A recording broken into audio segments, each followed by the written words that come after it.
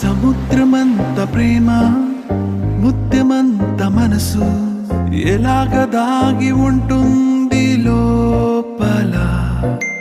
ఆకాశమంత ప్రణయం చుక్కలాంటి హృదయం ఇలాగ బయట పడుతోంది వేళ. నడియడారిలాంటి ప్రాణం నడిమేఘానితో ప్రయాణం ఇక నా నుంచి నిన్ను నీ నుంచి నన్ను తెంచలేదు లోకం.